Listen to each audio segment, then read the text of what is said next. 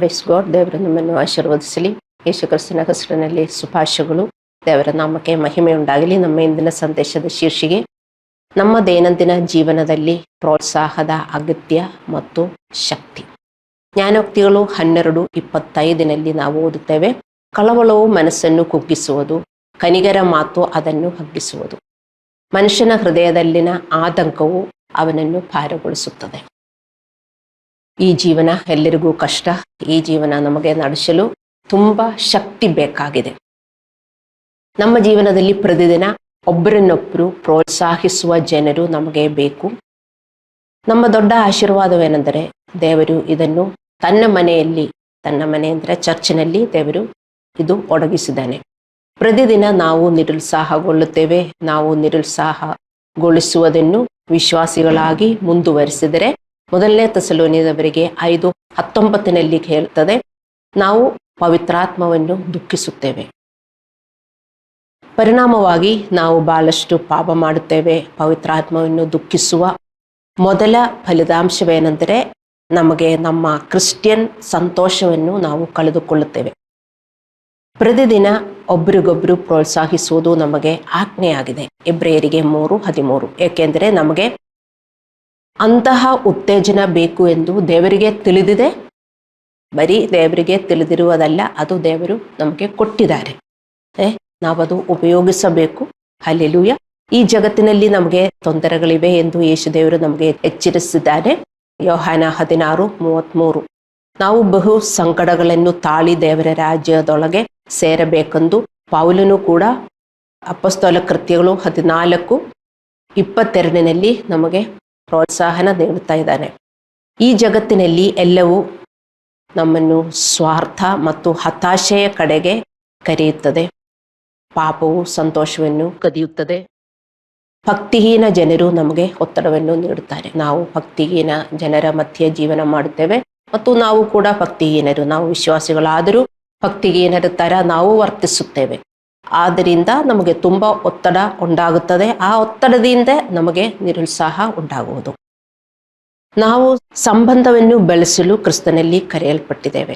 ಹೊಸ ಸಂಬಂಧ, ನಮಗೆ ಹೊಸ ಜೀವನ ಸಿಗಿದೆ ಯೇಸು ಕ್ರಿಸ್ತನಲ್ಲಿ ಬಂದು, ಮತ್ತು ಹೊಸ ಮನೆ ಸಿಗಿದೆ ಯೇಸು ಕ್ರಿಸ್ತನಲ್ಲಿ ಬಂದು, ಅವನ ಆಲಯ. ಮತ್ತು ನಾವು ಹೊಸ ಸಂಬಂಧವನ್ನು ಕೂಡ ನಾವು ಬೆಳೆಸಬೇಕು. ಯಾಕೆಂದರೆ ಚರ್ಚಲ್ಲಿ ಬರುವರು ಹೊಸಬರು. ನಮಗೆ ಇಷ್ಟ ಇರುವುದಿಲ್ಲದಿದ್ದರೂ ಪವಿತ್ರಾತ್ಮನ ಯೂನಿಟಿಯಲ್ಲಿ ಇರುವುದರ ಜೊತೆಗೆ ನಾವು ಸಂಬಂಧವನ್ನು ಬೆಳೆಸಿಕೊಳ್ಳಬೇಕು. ಒಬ್ಬರನ್ನೊಬ್ಬರು ನಾವು ಬಲಪಡಿಸಲು ಮತ್ತು ಪ್ರೋತ್ಸಾಹಿಸಲು ನಮಗೆ ಬಹಳ ಮುಖ್ಯವಾಗಿದೆ ಈ ಸಂಬಂಧ. ವಿಶ್ವಾಸಿಗಳು ಎದುರಿಸುವ ಒಂದು ಸಮಸ್ಯೆ ಏನೆಂದರೆ ಅವರು ಒಂಟಿಯಾಗಿರಲು ಬಯಸುತ್ತಾರೆ. ಅವರಿಗೆ ಫೆಲೋಶಿಪ್ ಇಷ್ಟ ಆಗುವುದಿಲ್ಲ. ಮತ್ತೆ ಅವರು ಹೇಗಾಗಿ ಹಂಗಿರಲು ಮಾತ್ರ ಅವರು ಬಯಸುತ್ತಾರೆ. ಚರ್ಚ್ ಬಂದು ಹೋಗ್ತಾರೆ, ಮತ್ತೆ ಅದನ್ನು ಬಿಟ್ಟು ಏನು ಒಂದು ಕನೆಕ್ಷನ್ ಅಂದರೆ ಸಂಬಂಧ ಅವರು ಇಟ್ಕೊಳ್ಳುವುದಿಲ್ಲ. ಅದನ್ನ ಬಗ್ಗೆ ಅವರಿಗೆ ತಿಳಿದಿರುವುದಿಲ್ಲ. ವಾಕ್ಯ ಗೊತ್ತಿದ್ರೂ ಕೂಡ ಅವರು ಚರ್ಚಲ್ಲಿ ಫೆಲೋಶಿಪ್ ಹೊಂದಲು ಅವರು ಹಿಂಜರಿಯುತ್ತಾರೆ. ದೇವರು ನಾವು ಒಬ್ಬಂಟಿಯಾಗಿರಲು ಉದ್ದೇಶಿಸಲಿಲ್ಲ. ರೋಮಪುರದವರಿಗೆ 12:5 ನಾವು ಓದುತ್ತೇವೆ, ನಮಗೆ ಒಂದೇ ದೇಹದಲ್ಲಿ ಬಹಳ ಅಂಗಗಳಿರಲಾಗಿ ಆ ಎಲ್ಲ ಅಂಗಗಳಿಗೆ ಹೇಗೆ ಒಂದೇ ಕೆಲಸ ಇರುವುದಿಲ್ಲವೋ ಹಾಗೆಯೇ ನಾವೆಲ್ಲರೂ ಒಟ್ಟಾಗಿ ಕ್ರಿಸ್ತನಲ್ಲಿ ಒಂದೇ ದೇಹವಾಗಿತ್ತು ಒಬ್ಬೊಬ್ಬರಾಗಿ ಪರಸ್ಪರ ಅಂಗಗಳಾಗಿದ್ದೇವೆ. ಇಲ್ಲಿ ಏನು ಬರೆದಿದೆ ಅಂದರೆ ನಾವೆಲ್ಲರೂ ಯೇಸು ಕ್ರಿಸ್ತನ ಅಂಗಗಳು. ನಮ್ಮ ದೇಹದಲ್ಲಿ ಒಂದೊಂದು ಭಾಗಗಳಿದೆ. ಕೈಯು, ಕಾಲು, ಮೂಗು, ಒಂದೊಂದು ಭಾಗಗಳಿದೆ. ಎಲ್ಲದಕ್ಕೂ ಒಂದೇ ಕೆಲಸ ಅಲ್ಲ ಇರುವುದು, ಹೌದಾ? ಅಲ್ಲ. ಎಲ್ಲದಕ್ಕೂ ಒಂದೊಂದು ನಿರ್ದಿಷ್ಟ ಕೆಲಸ ಇದೆ. ಆ ಕೆಲಸ ಆ ಭಾಗ ಮಾಡಬೇಕು. ಮಾಡಿದರೆ ಮಾತ್ರ ನಮ್ಮ ದೇಹ, ನಮ್ಮ ಬಾಡಿ ಚೆನ್ನಾಗಿ ವರ್ತಿಸುವುದು, ಅಲ್ಲವೇ? ಅದೇ ಥರ ಚರ್ಚಲ್ಲಿ ನಾವು ಒಬ್ಬೊಬ್ಬರು ಯೇಸು ಕ್ರಿಸ್ತನ ಅಂಗಗಳು. ನಮಗೆಲ್ಲರಿಗೂ ಒಂದೊಂದು ಕ್ರಿಯೆಗಳಿದೆ, ಒಂದೊಂದು ಕೆಲಸಗಳಿದೆ. ಎಲ್ಲಿ? ದೇವರ ರಾಜ್ಯದಲ್ಲಿ. ನೀವು ಅರ್ಥ ಮಾಡ್ಕೋಬೇಕು. ಆ ಕೆಲಸ ಮಾಡುವುದಕ್ಕೆ ದೇವರು ನಮಗೆ ಉಡುಗೊರೆಗಳು ಕೊಟ್ಟಿದ್ದಾರೆ. ಅದರ ಪ್ರಕಾರ ಅದು ಉಪಯೋಗಿಸಿ ದೇವರ ರಾಜ್ಯದಲ್ಲಿ ನಾವು ಕೆಲಸ ಮಾಡಬೇಕು. ನಾವು ಈ ಹಾಡು ಹಾಡಿದೇವಲ್ಲ, ಎಷ್ಟು ಮೀನಿಂಗ್ಫುಲ್ ಸಾಂಗ್ ನಾವು ಹಾಡಿದ್ದೇವೆ. ದೇವರೇ, ನನ್ನನ್ನು ಅಭಿಷೇಕಿಸು, ನಿನ್ನ ಕೆಲಸ ಮಾಡುವುದಕ್ಕಾಗಿ ನನ್ನನ್ನು ಅಭಿಷೇಕಿಸು, ಅಗ್ನಿಯಿಂದ ಅಭಿಷೇಕಿಸು, ಉಡುಗೊರೆಗಳು ಕೊಡಿ ಸ್ವಾಮಿ. ನಾವು ಬೇಡಿಕೊಳ್ಳಬೇಕು. ಇದು ನೋಡಿ ನಿಮಗೆ ಕೊಟ್ಟಿದ್ರು, ಬೇಡ ಸ್ವಾಮಿ ನೀವೇ ಇಟ್ಕೊಳ್ಳಿ ಎಂದು ಹೇಳಿಬಿಟ್ಟು ವಿಶ್ವಾಸಿಗಳು ಜೀವನ ಮಾಡ್ತಾರೆ. ಹಂಗಲ್ಲ, ನಾವು ಬಯಸಬೇಕು. ಅರ್ಥ ಮಾಡಿಕೊಳ್ಳಿ, ನೀವು ನಿಮ್ಮ ಪಾರ್ಟು ನೀವು ಮಾಡಲಿಲ್ಲದಿದ್ದರೆ ನಿಮಗೆ ಜೀವನ ಇರುವುದಿಲ್ಲ. ಅದು ನಿಮ್ಗೆ ಆ ಸ್ಪಿರಿಚುವಲ್ ಅಂಡರ್ಸ್ಟ್ಯಾಂಡಿಂಗ್ ಬೇಕು. ಕೈಯು ಕಾಲು ಒಂದೊಂದು ಭಾಗ ಅದನ್ನ ಕೆಲಸ ಮಾಡಬೇಕು. ಕೈ ಮಾಡಲಿಲ್ಲದಿದ್ದರೆ ಅದಕ್ಕೆ ಜೀವ ಇಲ್ಲ ಅಲ್ವೇ?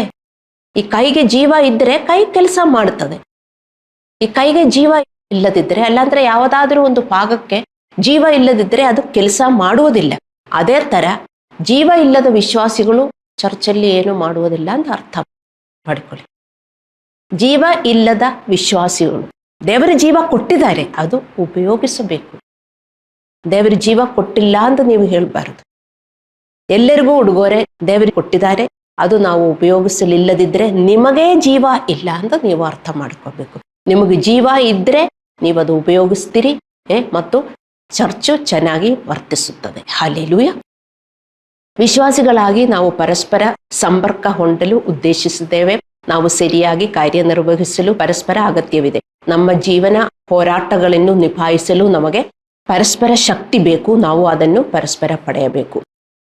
ಪ್ರಸಂಗಿ 4:10 ಬರೆದಿದೆ, ಒಬ್ಬನು ಬಿದ್ದರೆ ಇನ್ನೊಬ್ಬನು ಎತ್ತುವನು, ಬಿದ್ದಾಗ ಎತ್ತುವವನು ಇನ್ನೊಬ್ಬನಿಲ್ಲದಿದ್ದರೆ ಅವನ ಗೆದಿ ದುರುಗೆದಿಯೇ. ಒಬ್ಬನು ಬಿದ್ದರೆ ಇನ್ನೊಬ್ಬನು ಎತ್ತುವನು. ನಮಗೆ ವೀಕ್ ಆಗಿದರೆ ನಾವೆಲ್ಲರೂ ವೀಕ್ ಆಗ್ತೇವೆ. ಆವಾಗ ನಮಗೆ ಶಕ್ತಿ ಕೊಡಕ್ಕೆ ನಮ್ಮ ಜೊತೆ ಒಬ್ಬರು ಇರಬೇಕು. ಅರ್ಥ ಮಾಡಿಕೊಳ್ಳಿ, ಅದೇ ಚರ್ಚು. ನಾವೆಲ್ಲರೂ ದಣಿದಿರುತ್ತೇವೆ, ಅಲ್ಲಾಂದ್ರೆ ನಮಗೆ ಭರವಸೆ ಹೋಗ್ಬಿಡ್ತದೆ. ಕೆಲವೊಮ್ಮೆ ನಮ್ಮ ಫೇತ್ ಕೂಡ ಹೋಗ್ಬಿಡ್ತದೆ ಅಲ್ಲವೇ? ನಾವೆಲ್ಲ ಇದರಲ್ಲಿ ಹಾದು ಹೋಗ್ತಾ ಇದ್ದೀವಿ, ಭಯ ಬರ್ತದೆ, ಫೇತ್ ಹೋಗ್ಬಿಡ್ತದೆ. ಆವಾಗ ಎಲ್ಲ ನಮಗೆ ಜೀವ ಕೊಡುವುದಕ್ಕೆ ಬೇರೆ ವಿಶ್ವಾಸಿಗಳು ನಮ್ಮ ಜೊತೆಗೆ ಇರಬೇಕು. ಅರ್ಥ ಮಾಡಿಕೊಳ್ಳಿ ದೇವರ ಮಕ್ಕಳೇ. ನಾವು ಚರ್ಚಲ್ಲಿ ಇದರನ್ನು ಕಾಳಜಿ ವಹಿಸುವಾಗ ಮಾತ್ರ ನಮ್ಮ ರಕ್ಷಣೆ ಮತ್ತು ನಿಬಂಧನೆಯನ್ನು ನಾವು ದೇವರಿಂದ ಪಡೆಯುತ್ತೇವೆ. ಒಬ್ರಿಗೊಬ್ಬರಿಂದ ನಮಗೆ ಸಹಾಯ ಬೇಕು ಅಂತ ನಿಮಗೆ ಆ ತಿಳುವಳಿಕೆ ಬೇಕು. ನೀವು ಸಹಾಯ ಕೊಡಬೇಕು, ನಿಮಗೂ ಬೇಕು. ನಾನು ಅಂತ ನೀವು ತಿಳ್ಕೋಬಾರದು. ಅಲ್ಲಾಂದ್ರೆ ನಾನು ಸಮಥಿಂಗ್, ನಾನೆಲ್ಲರಿಗೂ ಕೊಡ್ತೀನಿ, ನನಗೆ ಯಾರಿಂದು ಬೇಡ, ನನಗೂ ಕೂಡ ಒಂದು ಪಾಸ್ಟ್ ಆಗಿ ನನಗೂ ನಿಮ್ಮಿಂದ ಸರ್ವಿಸ್ ಬೇಕು. ನಾವೆಲ್ಲರೂ ದೇವರ ಭಾಗಗಳು, ನಾವು ಅರ್ಥ ಮಾಡಿಕೋಬೇಕು. ನಾವು ಚರ್ಚಿನಲ್ಲಿ ಇದರನ್ನು ಕಾಳಜಿ ವಹಿಸಿದಾಗ ಮಾತ್ರ ನಮಗೆ ನಿಬಂಧನೆಯನ್ನು ನಾವು ದೇವರಿಂದ ಪಡೆಯುತ್ತೇವೆ. ನಾವು ಒಬ್ಬಡ್ಡಿಯಾಗಿರುವಾಗ ತೊಂದರೆಗೆ ಸಿಲುಕುತ್ತೇವೆ, ಏಕೆಂದ್ರೆ ದಾಳಿ ಮಾಡುವುದು ಸುಲಭ. ಈ ದಾಳಿ ಅಂದರೆ ದೇಹಿಕ ದಾಳಿಯಲ್ಲ. ನಾವು ಒಬ್ಬಂಡಿಯಾಗಿದ್ದರೆ ನಾವು ಭಾವನಾತ್ಮಕವಾಗಿ, ಮಾನಸಿಕವಾಗಿ ಮತ್ತು ಆತ್ಮಿಕವಾಗಿ ನಮಗೆ ತುಂಬ ದಾಳಿ ಉಂಟಾಗುತ್ತದೆ. ಮತ್ತೆ ನಮಗೆ ಹೇಗೆ ಅದು ನಿಭಾಯಿಸಬೇಕು ಅಂತ ನಮಗೆ ಗೊತ್ತಾಗುವುದಿಲ್ಲ. ನಾವು ಅದರಲ್ಲಿ ಮುಳುಗಿ ಹೋಗುತ್ತೇವೆ. 2 ಕೊರಿಂಥದವರಿಗೆ 7:5-6 ನಾವು ಓದುತ್ತೇವೆ, ಪೌಲನು ಮಕೆದೋನಿಯದಲ್ಲಿ ತೊಂದರೆಯನ್ನು ಎದುರಿಸುತ್ತಿರುವಾಗ ತೀತನು ಅವರಿಗೆ ಪ್ರೋತ್ಸಾಹನವನ್ನು ಕೊಟ್ಟಿದ್ದಾನೆ, ಉತ್ತಮ ಸಹಾಯವನ್ನು ನೀಡಿದ್ದಾನೆ. ತೀತನು ದೇವರ ನಿಷ್ಠಾವಂತ ಸೇವಕ, ಪೌಲ್ ಅವರ ಅತ್ಯಂತ ವಿಶ್ವಾಸಾರ್ಹ ಸ್ನೇಹಿತ.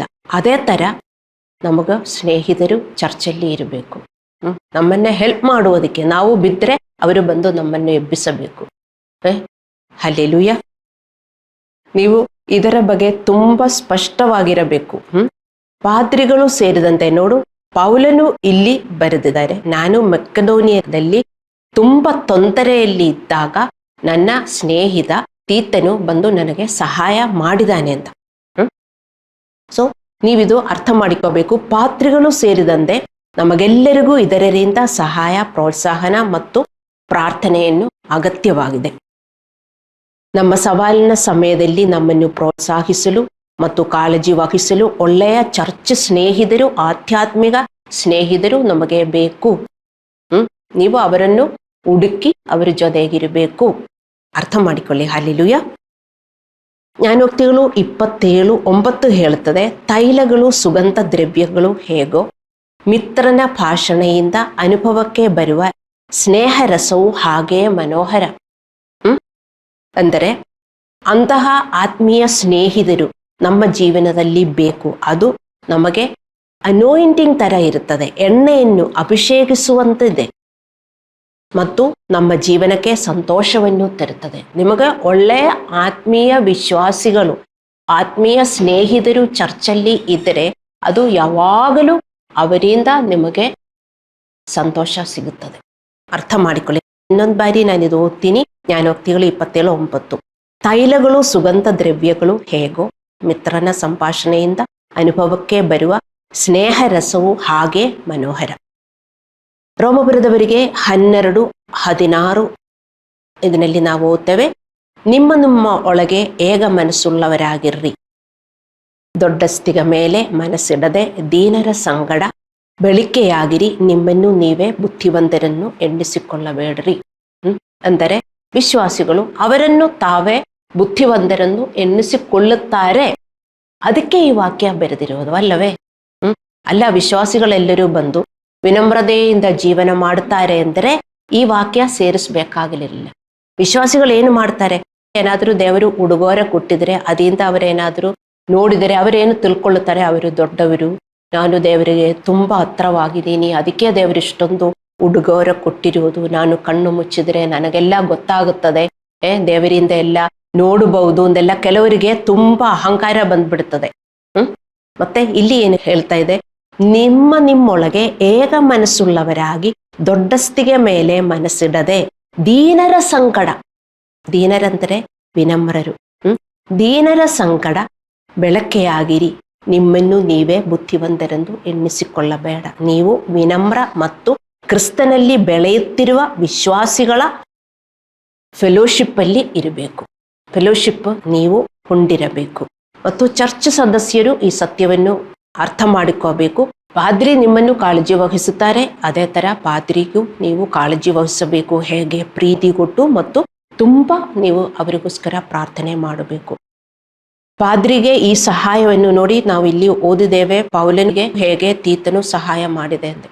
ಅದೇ ತರ ನಿಮ್ಮ ಪಾದ್ರಿಗೆ ನೀವು ಸಹಾಯ ಮಾಡಬೇಕು. ಅವರ ಸೇವೆಯನ್ನು ಮುಂದುವರಿಸುವುದಕ್ಕೆ ನೀವು ಸಹಾಯ ಮಾಡಬೇಕು. ಹಗೆತನದಿಂದ ಉಳಿಯಬೇಡ್ರಿ. You should not be mean minded. ಇದನ್ನು ನೆನಪಿಡಿ. ನೀವು ಕ್ರಿಸ್ತನಲ್ಲಿ ಸಾಧಿಸಬೇಕಾದ ವಿಷಯಗಳು, ನಾನು ಕ್ರಿಸ್ತನಲ್ಲಿ ಸಾಧಿಸಬೇಕಾದ ವಿಷಯಗಳು ದೊಡ್ಡದು. ಏನದು? ನಮ್ಮ ರಕ್ಷಣೆ, ಶಾಶ್ವತ ಜೀವನ, ನಮ್ಮ ರೂಪಾಂತರಣೆ, ದೇವರ ಸೇವೆ ಮತ್ತು ಅವರು ಭರವಸೆ ನೀಡಿದ ಆಶೀರ್ವಾದಗಳು. ಇದೆಲ್ಲ ದೊಡ್ಡದು. ನಮ್ಮ ರೂಪಾಂತರ, ನಾವು ರೂಪಾಂತರ ಪಡಬೇಕು. ಮತ್ತು ನಾವೆಲ್ಲರೂ ದೇವರು ಕೊಟ್ಟಿರುವ ಉಡುಗೊರೆಯಿಂದ ನಾವು ಪ್ರಾಫಿಟಬಲ್ ಸರ್ವೆಂಟ್ ಆಗಿರಬೇಕು. ಅದಕ್ಕೂ ಬೇರೆಯವರ ಸಹಾಯ ನಮಗೆ ಬೇಕು. ನೀವು ಅರ್ಥ ಮಾಡ್ಕೋಬೇಕು.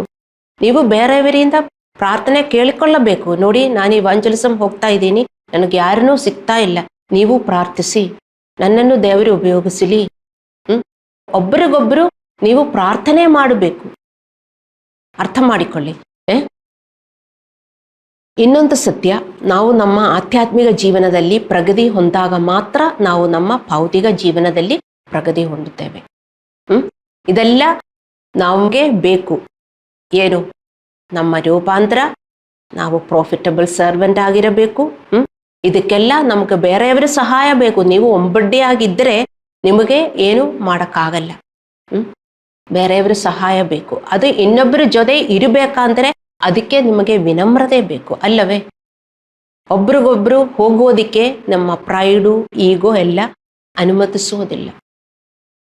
ನಾವು ವಿನಮ್ರರಾಗಿರಬೇಕು. ಆದರೆ ಮಾತ್ರ ನಮಗೆ ಯೂನಿಟಿ ಬರ್ತದೆ, ಇನ್ನೊಬ್ಬರ ಜೊತೆಗೆ ನಮಗೆ ಇರಬಹುದು. ನಾವು ಇದನ್ನು ಪರಸ್ಪರ ಸಂಪರ್ಕ ಹೊಂದುವ ಮೂಲಕ ಮಾತ್ರ ಸಾಧಿಸುತ್ತೇವೆ. ನಮ್ಮ ಆಧ್ಯಾತ್ಮಿಕ ಪ್ರಗತಿ ನಮಗೆ ಸಿಗಿದರೆ ಮಾತ್ರ ಈ ಲೋಕದಿಂದ ನಮಗೆ ದೇವರು ಪ್ರಾಮಿಸ್ ಮಾಡಿರುವ ಎಲ್ಲದೂ ಸಿಗುತ್ತದೆ. ಆ ಆಧ್ಯಾತ್ಮಿಕ ವಿಷನ್ ನಿಮಗೆ ಇರಬೇಕು. ನೀವು ಚರ್ಚಲ್ಲಿ ಬಂದಿದ್ದೀರಲ್ಲ, ನಿಮಗೊಂದು ವಿಷನ್ ಇರಬೇಕು, ನಿಮಗೊಂದು ಗುರಿ ಇರಬೇಕು. ನಾನು ಆಧ್ಯಾತ್ಮಿಕವಾಗಿ ಪ್ರಗತಿ ಹೊಂದರೆ ಮಾತ್ರ ನನಗೆ ದೇವರಿಂದ ಏನಾದರೂ ಸಿಗುವುದು. ದೇವರ ಎಲ್ಲ ಪ್ರಾಮಿಸಿಗೂ ಅಟ್ಯಾಚ್ ಮಾಡಿದೆ. ಏನು? ಒಬೀಡಿಯನ್ಸು. ನಾವು ಒಬೆ ಮಾಡಿದರೆ ಮಾತ್ರ ಅದು ನಮಗೆ ಸಿಗುವುದು. ಸೊ ಇದು ಒಂದು ತಂಡದ ಕೆಲಸ. This is A team work. Church ಒಂದು ತಂಡದ ಕೆಲಸದಿಂದ ಮಾಡಲ್ಪಟ್ಟಿದೆ. ನಮ್ಮ ಮೋಶ ಮತ್ತು ಕ್ರಿಸ್ತನಲ್ಲಿ ನಮ್ಮ ವಾಗ್ದಾನಗಳು ನಮ್ಮ ತಂಡದ ಕೆಲಸದಿಂದ ಮಾತ್ರ ಸಾಧಿಸುತ್ತೇವೆ, ಉಂಟಿಯಾಗಿರುವುದರ ಮೂಲಕ ಅಲ್ಲ. ನೀವೀ ತಂಡದಲ್ಲಿ ಸೇರಬೇಕು.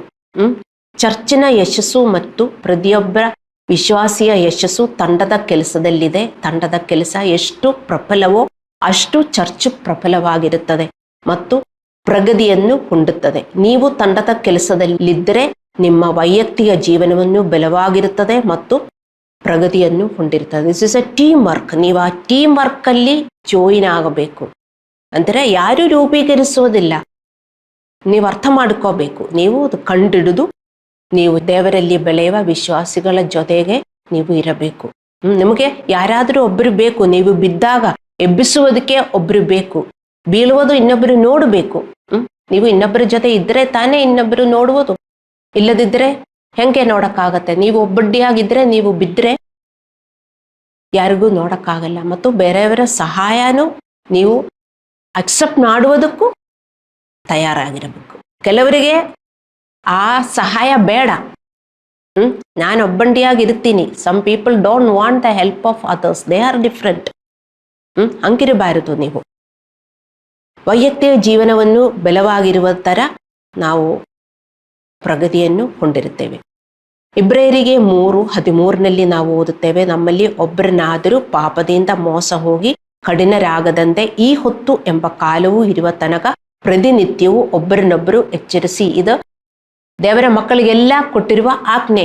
ಪ್ರತಿ ದಿನವೂ ನಾವು ಒಬ್ಬರಿಗೊಬ್ಬರು ಎಚ್ಚರಿಸಬೇಕು. ನೀವು ಮಾಡ್ತಾ ಇದ್ದೀರಾ? ಅರ್ಥ ಮಾಡಿಕೊಳ್ಳಿ. ನಾವು ಪ್ರತಿದಿನವೂ ನಾವು ಒಬ್ಬರಿಗೊಬ್ಬರು ಎಚ್ಚರಿಸುತ್ತಾ ಇರಬೇಕು. ಮತ್ತೆ 1 ಥೆಸಲೋನಿಕದವರಿಗೆ 5:11 ಬರೆದಿದೆ, ಒಬ್ಬರನ್ನೊಬ್ಬರು ಸಂತೈಸಿಕೊಳ್ಳುತ್ತಾ ಒಬ್ಬರ ಭಕ್ತಿಯನ್ನೊಬ್ಬರು ವೃತ್ತಿಪಡಿಸುತ್ತಾ ಇರ್ರಿ. ಒಬ್ಬರ ಭಕ್ತಿಯನ್ನು ಒಬ್ಬರು ವೃತ್ತಿಪಡಿಸುತ್ತಾ ಇರ್ರಿ ಅಂತ. You should grow each other spiritual life. ನೀವು ಇನ್ನೊಬ್ಬರ ಸ್ಪಿರಿಚುವಲ್ ಲೈಫ್ ವೃತ್ತಿಪಡಿಸಿದರೆ ಮಾತ್ರ ನಿಮ್ಮ ಸ್ಪಿರಿಚುವಲ್ ಲೈಫ್ ಗ್ರೋ ಆಗುತ್ತದೆ. ಬರೀ ನಾನೇನು ನೀವು ಕೂತ್ಕೊಂಡ್ರೆ ನಿಮಗೆ ಏನು ದೇವರಿಂದ ಸಿಗುವುದಿಲ್ಲ. ಹಲ್ಲೆಲೂಯಾ. ಮತ್ತೆ ಜ್ಞಾನೋಕ್ತಿಗಳು 12:25 ನಾವು ಓದಿದ್ದೇವೆ, ಮನುಷ್ಯನ ಹೃದಯದಲ್ಲಿ ಆತಂಕವು ಅವನನ್ನು ಭಾರಗೊಳಿಸುತ್ತದೆ. ನಮಗೆಲ್ಲ ಡೈಲಿ ಎಷ್ಟೊಂದು ಆತಂಕ ಬಂದು ನಮ್ಮ ತಲೆ ಮೇಲೆ ಇರುತ್ತದೆ. ಅದು ನಮಗೆ ಸ್ವಲ್ಪ ಕಮ್ಮಿ ಮಾಡುವುದಕ್ಕೆ. ನಿಮಗೇ ಗೊತ್ತು, ನೀವು ತುಂಬಾ ಆತಂಕದಲ್ಲಿ ಇದ್ದರೆ, ನೀವು ಒಂದು ಹೊರಗೆ ಹೋಗಿ ಬಂದರೆ, ಅಲ್ಲಾಂದ್ರೆ ಇನ್ನೊಬ್ಬ ಸ್ನೇಹಿತರ ಜೊತೆ ಹೋಗಿದರೆ ನಮಗೆಷ್ಟು ಒಳ್ಳೆಯದಾಗತ್ತೆ ಅಂತ, ಅಲ್ಲವೇ? ಒಳ್ಳೆಯ ಸ್ನೇಹಿತರ ಜೊತೆ ನೀವು ಹೋಗಿದರೆ ನಿಮಗೊಂದು ರಿಲೀಸ್ ಆಗುತ್ತದೆ. ಅದೇ ತರಾನೇ ನಾವು ಆಧ್ಯಾತ್ಮಿಕವಾಗಿ ಮಾಡಬೇಕಾಗಿರುವುದು. ಹಲ್ಲೆಲೂಯಾ. ಇದರ ಪ್ರೋತ್ಸಾಹವು ನಮ್ಮ ಹೋರಾಟಗಳನ್ನು ಎದುರಿಸಲು ನಮಗೆ ಶಕ್ತಿಯನ್ನು ನೀಡುತ್ತದೆ. ದೇವರ ವಾಕ್ಯಗಳು ಶಕ್ತಿಯುತವಾಗಿದೆ. ದೇವರ ವಾಕ್ಯಗಳು ಮಾರ್ಗದರ್ಶನವು ಮತ್ತು ತಿದ್ದುಪಡಿಗಳು ನಮಗೆ ನೀಡುತ್ತದೆ. ಮತ್ತು ಆ ವಾಕ್ಯಗಳು ನಮಗೆ ಉತ್ತೇಜನವನ್ನು ನೀಡುತ್ತದೆ. ಉತ್ತೇಜನವನ್ನು ಮಾತ್ರವಲ್ಲದೆ ನಮಗೆ ಬಿಡುಗಡೆಯನ್ನು ನೀಡುತ್ತದೆ. ನೋಡಿ, ನೀವು ಈ ಲೋಕದಲ್ಲಿ ಇರುವ ನಿಮ್ಮ ಫ್ರೆಂಡ್ಸ್ ಜೊತೆಗೆ ಹೋಗಿದರೆ ಅವರು ಲೋಕದಲ್ಲಿ ನಿಮ್ಮನ್ನು ಕರ್ಕೊಂಡು ಹೋಗ್ತಾರೆ, ಅಲ್ಲವೇ? ಬನ್ನಿ ಆ ಕಡೆ ಹೋಗಿ ಬರೋಣ, ಅಲ್ಲಾಂದ್ರೆ ಆ ಮೋಲ್ಗೆ ಹೋಗಿ ಬರೋಣ, ಅಲ್ಲಾಂದ್ರೆ ತಿನ್ನಕ್ಕೆ ಎಷ್ಟೆಷ್ಟು ಜಾಗಗಳಿದೆ ಅದೆಲ್ಲ ಅವರಿಗೆ ಗೊತ್ತಿರುತ್ತದೆ. ಅಲ್ಲಿ ಕರ್ಕೊಂಡು ಹೋಗ್ತಾರೆ ತಿನ್ನುವುದಕ್ಕೆ, ಅಲ್ಲಾಂದ್ರೆ ಊಟ ಮಾಡುವುದಕ್ಕೆ. ಸ್ವಲ್ಪ ನಿಮಗೆ ರಿಲೀಸ್ ಆಗಿರುತ್ತೆ. ಆದರೆ ನೀವು ವಿಶ್ವಾಸಿಗಳ ಜೊತೆ ಹೋಗಿದರೆ ಏನಾಗುತ್ತದೆ? ಅವರು ಆತ್ಮೀಯವಾಗಿ ನಿಮ್ಮನ್ನು ಉತ್ತೇಜಿಸುತ್ತಾರೆ. ಅದೇ ಫೆಲೋಶಿಪ್, ಬೇರೆ ಕಡೆ ಹೋಗೋದಲ್ಲ. ಅವರ ಜೊತೆ ನೀವು ಮಾತಾಡಿದರೆ, ಅಂದರೆ ದೇವರಲ್ಲಿ ಬೆಳೀತಾ ಇರುವವರು ಬೇಕು, ಅವರು ಮಾತ್ರ ನಿಮಗೆ ಕೊಡಕ್ಕಾಗತ್ತೆ. ನೀವು ದಣಿದಿರುವಾಗ ಸ್ವಲ್ಪ ಬಲವಿರುವವರ ಜೊತೆಗೆ ಹೋಗ್ಬೇಕು. ಮತ್ತೆ ಬಲ ಇಲ್ಲದವರ ಜೊತೆಗೆ ಹೋಗಿದರೆ ನಿಮ್ಮ ಬಲನೂ ಇನ್ನೂ ಹೋಗ್ಬಿಡ್ತದೆ, ಅಲ್ಲವೇ? ನಿಮಗೆ ಯಾರಿಗಾದರೂ ಬೆಲೆ ಕೊಡಕ್ಕಾಗಿದರೆ ಮಾತ್ರ ಬಲವಿಲ್ಲದವರ ಜೊತೆ ಹೋಗ್ಬೇಕು. ಅರ್ಥವಾಯ್ತೆ? ಬಲವಿಲ್ಲದವರ ಜೊತೆ ನೀವು ಹೋಗಿದರೆ ನಿಮ್ಮ ಬಲನು ಹೋಗ್ತದೆ. ಯಾಕೆಂದ್ರೆ ಅವರು ನಕಾರಾತ್ಮಕ ಮಾತುಗಳು ಆಡ್ತಾರೆ, ಭಯ ಇರುವ ಮಾತುಗಳು ಆಡ್ತಾರೆ. ನೀವು ಮೊದಲೇ ದೆಣದಿರ್ತೀರಿ ಮತ್ತು ನಿಮ್ಮ ವಿಶ್ವಾಸನು ಹೋಗ್ಬಿಡ್ತದೆ. ಅದಕ್ಕೆ ನಿಮಗಿಂದು ಸ್ವಲ್ಪ ಶಕ್ತಿ ಇರುವವರ ಜೊತೆಗೆ ನೀವು ಓಡಾಡಬೇಕು. ಸೊ ಆವಾಗ ಏನಾಗುತ್ತದೆ, ಅವರ ಜೊತೆಗೆ ಓಡಾಡಿದರೆ ಅವರು ನಿಮಗೆ ದೇವರ ವಾಕ್ಯ ಹೇಳಿಕೊಡ್ತಾರೆ. ಅವರು ನೀವು ಹೋದಾಗ ಅವರು ಮಾತಾಡ್ತಾರೆ, ಮತ್ತೆ ಆದಿಂದ ದೇವರ ಮಾತಿನಿಂದ ತಿದ್ದುಪಡಿಗಳು ನಿಮಗೆ ಸಿಗುತ್ತದೆ, ಮಾರ್ಗದರ್ಶನ ಸಿಗುತ್ತದೆ. ಅದರಿಂದ ನೀವು ನಿಮ್ಮ ಆ ಆತಂಕದಿಂದ ಮತ್ತು ನಿಮ್ಮ ದೆಣದಿರುವುದರಿಂದ ನೀವು ರಿಲೀಸ್ ಆಗುತ್ತೀರಿ. ನಿಮಗೆ ಗೊತ್ತಾಗುತ್ತದೆ ನೀವೇನು ಮಾಡಬೇಕು. ನೀವು ಅದು ಮಾಡುವಾಗ ಬಿಡುಗಡೆಯನ್ನು ನಿಮಗೆ ಸಿಗುತ್ತದೆ. ಮತ್ತು ಪ್ರೋತ್ಸಾಹಿಸಲು ತನ್ನ ಜನರನ್ನು ದೇವರು ಬಳಸುವುದು ಹೆಚ್ಚು ಶಕ್ತಿಯುತವಾಗಿದೆ. ನಿಮಗೆ ಗೊತ್ತಿದೆ, ದೇವರಲ್ಲಿ ಬಂದರೆ ಚರ್ಚ್ ಇದೆ ಅಲ್ಲವೇ? ಚರ್ಚಲ್ಲಿ ಬಂದಾಗ ಒಬ್ಬೊಬ್ಬರಿಗೂ ಒಂದೊಂದು ವ್ಯೂ ಚರ್ಚ್ ಬಗ್ಗೆ. ಯಾಕೆಂದರೆ ತುಂಬ ಜನರು ಬೈಬಲ್ ಓದುವುದಿಲ್ಲ, ಬರೀ ಪ್ರಾರ್ಥಿಸುತ್ತಾ ಇರುವುದರಿಂದ ತುಂಬ ಜನರಿಗೆ ಚರ್ಚ್ ಎದಕ್ಕೆ ಬರಬೇಕು, ಆ ಚರ್ಚಲ್ಲಿ ಬಂದರೆ ಅವರಿಗೆ ಏನು ಸಿಗುತ್ತದೆ ಅಂತ ಜ್ಞಾನಗಳು ಇರುವುದಿಲ್ಲ. ಸ್ವಲ್ಪ ಪೀಸ್ ಆಫ್ ಮೈಂಡ್ ಸಿಕ್ಕಬೇಕು, ಹಾಗೆ ಅವರು ಬಂದು ಹೋಗ್ತಾರೆ. ಅದೇ ಎಲ್ಲರೂ ಮಾಡುವುದು ಅಲ್ಲವೇ? ದೇವಸ್ಥಾನ ಹೋಗಿದರೆ ಸ್ವಲ್ಪ ಪೀಸ್ ಆಫ್ ಮೈಂಡ್ ಸಿಗ್ತದೆ. ಹಾಗೆಯೇ ನೀವು ಚರ್ಚಲ್ಲಿ ಬಂದು ಹೋಗಬಾರದು, ಅದಲ್ಲ ಚರ್ಚ್. ನಿಮಗೆ ಚರ್ಚಲ್ಲಿ ಒಂದು ರೆಸ್ಪಾನ್ಸಿಬಿಲಿಟಿ ಇದೆ, ಅದು ನೀವು ಮಾಡುವವರಾಗಿರಬೇಕು. Don't think that you are inferior or ನಿಮಗೆ ಕೆಲಸ ಇಲ್ಲ ಅಂತ ನೀವು ತಿಳ್ಕೋಬಾರದು. ನೀವು ಚರ್ಚಲ್ಲಿ ಜ್ಞಾನಸ್ನಾನ ತಕ್ಕೊಂಡು ಚರ್ಚಲ್ಲಿ ಒಂದು ಪಾರ್ಟ್ ಆಗಿದರೆ ನಿಮಗೆ ಒಂದು ಕೆಲಸ ಅಲ್ಲಿ ಇದೆ, ಆ ಕೆಲಸ ನೀವು ಮಾಡಬೇಕು. ಒಬ್ರಿಗೊಬ್ರು ಉತ್ತೇಜಿಸುವುದು. ನೀವು ದೇವರ ಹತ್ರ ಬಂದರೆ ನಿಮಗೆ ಒಂದರ ನಿಮ್ಮ ಹೃದಯದಲ್ಲಿ ಬರ್ತದೆ, ಅದು ನಾನು ಮಾಡಬೇಕು, ಇದು ನಾನು ಮಾಡಬೇಕು ಅಂತ. ಅರ್ಥ ಮಾಡಿಕೊಳ್ಳಿ. ಅದು ನೀವು ಮಾಡಿದರೇನೆ ನಿಮ್ಗೆ ಗೊತ್ತಾಗುವುದು, ಇಲ್ಲದಿದ್ದರೆ ನಾನೇನು ಹೇಳಿದೆ ಅಂತ ನಿಮಗೆ ಅರ್ಥವಾಗುವುದಿಲ್ಲ. ಇನ್ನೊಂದು ಸತ್ಯ, ಪ್ರೋತ್ಸಾಹನವಿಲ್ಲದೆ ಕಷ್ಟಗಳು ಅರ್ಥಹೀನವಾಗುತ್ತದೆ. ನಮಗೆಲ್ಲರಿಗೂ ಹೋರಾಟ ಇದೆ, ಅದು ಹೇಗೆ ನಿಭಾಯಿಸುವುದು, ಅಲ್ಲಿಂದ ನಾವು ಹೇಗೆ ಹೊರಗೆ ಬರಬೇಕು ಅಂತ ನಮಗೆ ಗೊತ್ತಾಗಬೇಕು. ಎಲ್ಲರೂ ಏನು ಮಾಡ್ತಾರೆ, ಏನಾದರೂ ಒಂದು ಹೋರಾಟ ಬಂದರೆ, ಒಂದು ತೊಂದರೆ ಬಂದರೆ ಅವರು ಪ್ರಾರ್ಥಿಸುತ್ತಾರೆ.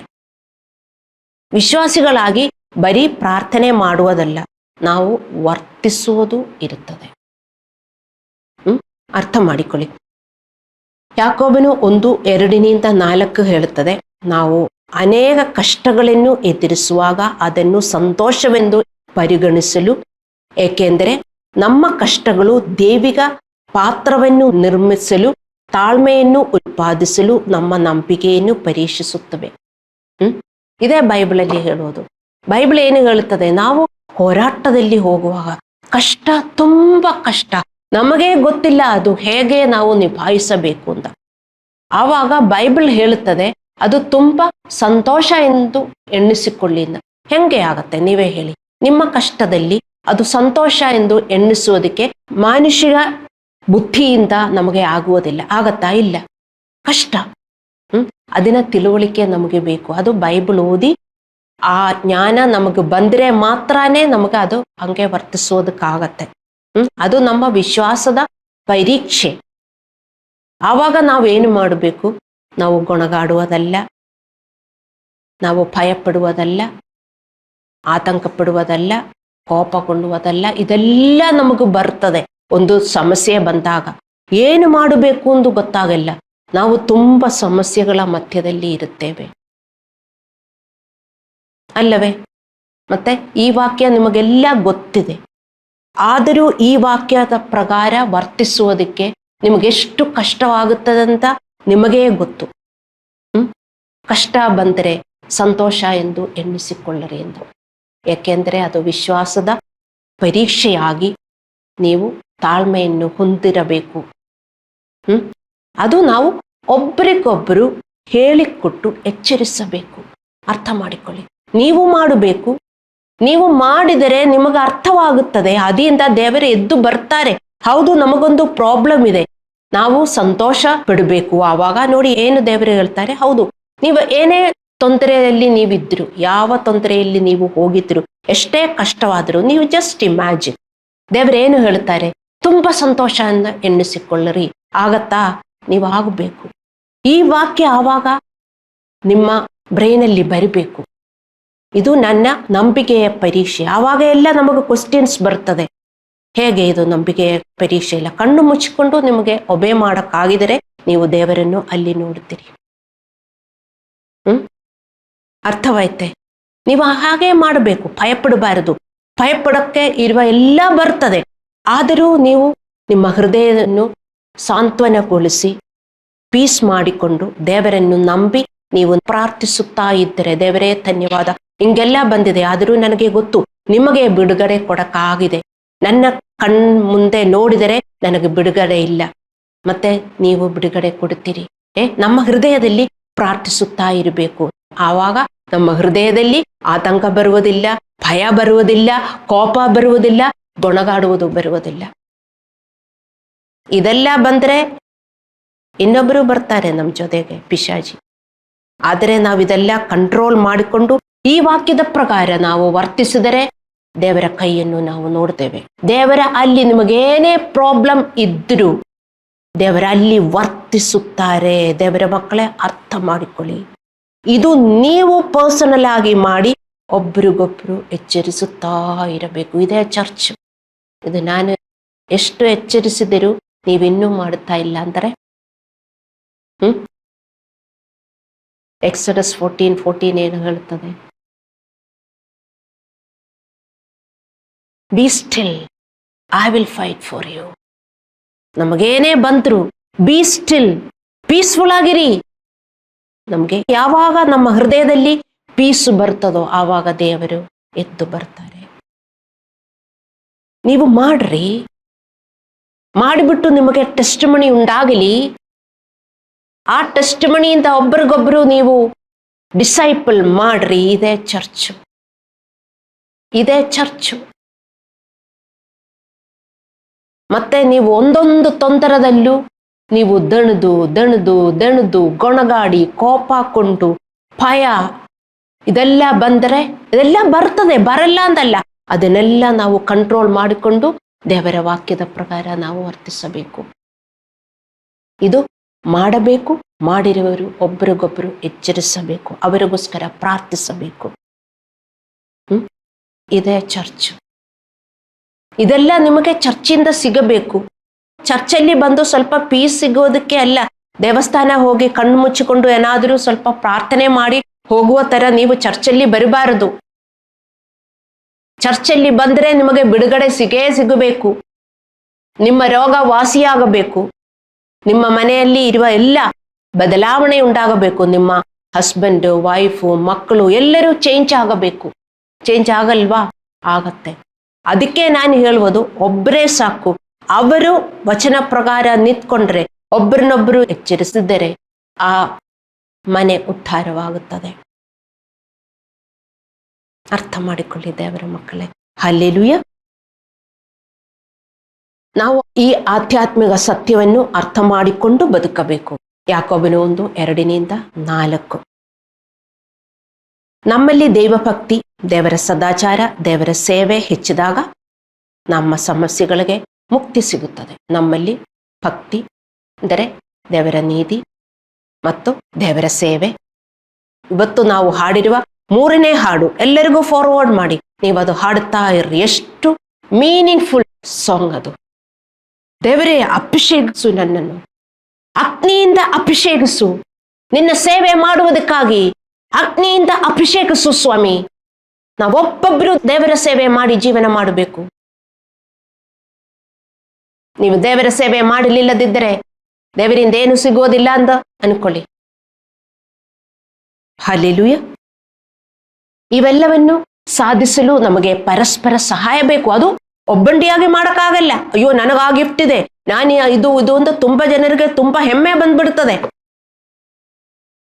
ನಿಮ್ಮ ಗಿಫ್ಟ್ ಜೊತೆಗೆ ವಿನಮ್ರತೆ ಬಂದರೆ ದೇವರು ಯೂಸ್ ಮಾಡ್ತಾರೆ. ಮತ್ತೆ ನಾನು ಐ ಆಮ್ ಸಮಥಿಂಗ್ ಎಂದು ನೀವು ಯೋಚನೆ ಮಾಡಿದರೆ ನಿಮ್ಮನ್ನು ದೇವರು ಯೂಸ್ ಮಾಡುವುದಿಲ್ಲ. ನಮಗೆ ದೇವರ ರಾಜ್ಯದಲ್ಲಿ ಏಕಾಂಗಿಯಾಗಿ ಏನನ್ನು ಸಾಧಿಸಲು ಸಾಧ್ಯವಿಲ್ಲ ಅಂತ ನೀವು ಅರ್ಥ ಮಾಡಿಕೋಬೇಕು. ನಾವು ಹಾದು ಹೋಗುವ ತೊಂದರೆಗಳಲ್ಲಿ, ನಮ್ಮ ಆಧ್ಯಾತ್ಮಿಕ ಯುದ್ಧದಲ್ಲಿ ನಾವು ಒಬ್ರಿಗೊಬ್ರು ಬೆಂಬಲವಾಗಿರಬೇಕು. ನಾವು ಒಬ್ರಿಗೊಬ್ರು ಬೆಂಬಲವಾಗಿರಬೇಕು. We should be supportive to each other. Hallelujah. ನಾನು ನಂಬಿಕೆಯ ಉತ್ತಮ ಹೋರಾಟವನ್ನು ನಡೆಸಿದ್ದೇನೆ ಎಂದು ಪೌಲನು ಹೇಳಿದ್ದಾನೆ. 2 ತಿಮೋಥೆಯನಿಗೆ 4:7. ನಾನು ನಂಬಿಕೆಯ ಉತ್ತಮ ಹೋರಾಟವನ್ನು, ನಮಗೆಲ್ಲರಿಗೂ ನಂಬಿಕೆಯ ಉತ್ತಮ ಹೋರಾಟವನ್ನು ನಾವು ಹೋರಾಡಬೇಕು. ಯಾಕೆಂದರೆ ಒಂದೊಂದು ನಮ್ಮ ಮುಂದೆ ಬಂದಾಗ ನಾವು ತಿಳ್ಕೊಳ್ತೇವೆ, ಅಯ್ಯೋ ದೇವರೇನು ಮಾಡಿಕೊಡಲ್ಲ, ನಮಗೆ ಎಲ್ಲ ಹೋಯಿತು, ದೇವರ ಭರವಸೆ ಪ್ರಕಾರ ಏನು ಆಗುವುದಿಲ್ಲ ಅಂದೆಲ್ಲ ನಮಗೆ ಅನುಮಾನ ಬರ್ತದೆ. ಕೆಲವೊಂದು ತೊಂದರೆಯಲ್ಲಿ ನಾವು ಇದ್ದಾಗ ನಾವೇ ತಿಳ್ಕೊಳ್ತೇವೆ, ದೇವರಿಲ್ಲ, ದೇವರ ನನ್ನನ್ನು ಬಿಟ್ಟು ಹೋಗಿದ್ದಾರೆ, ಹಂಗೆಲ್ಲ ನಮಗೆ ಅನುಮಾನ ಬರ್ತದೆ. ಮತ್ತು ನಾವು ವಿಶ್ವಾಸದ ಹೋರಾಟವನ್ನು ಹೋರಾಡುತ್ತಾ ಇರಬೇಕು. ನಮ್ಮ ಮನಸ್ಸಲ್ಲಾದರೂ ಏನೇನು ಬರ್ತದೆ ನಮಗೆ ಗೊತ್ತು. ಭಯ ಬರ್ತದೆ, ಆತಂಕ ಬರ್ತದೆ, ಕೋಪ ಬರ್ತದೆ, ಮತ್ತೆ ಪ್ಯಾನಿಕ್ ಫೀಲಿಂಗ್ ಬರ್ತದೆ. ಆವಾಗ ಎಲ್ಲ ನಾವು ಅದೆಲ್ಲ ಸೆರೆ ಹಿಡಿದು ದೇವರ ವಾಕ್ಯದ ಪ್ರಕಾರ ನಾವು ಯೋಚಿಸಬೇಕು. ಅದು ನಮಗೊಬ್ಬರಿಗೆ ಆಗಲ್ಲ. ನೀವು ಕನೆಕ್ಟೆಡ್ ಆಗಿದ್ರೆ ಮಾತ್ರ ನಿಮಗೆ ಇದೆಲ್ಲ ಮಾಡಕ್ಕಾಗತ್ತೆ. ಹಲ್ಲೆಲೂಯಾ. ಸೊ ಪೌಲನ್ ಏನು ಹೇಳಿದಾನೆ? ನಾನು ನಂಬಿಕೆಯ ಉತ್ತಮ ಹೋರಾಟವನ್ನು ನಡೆಸಿದ್ದೇನೆ. ಅವರು ಏಕಾಂಗಿಯಾಗಿ ಹೋರಾಡಲಿಲ್ಲ.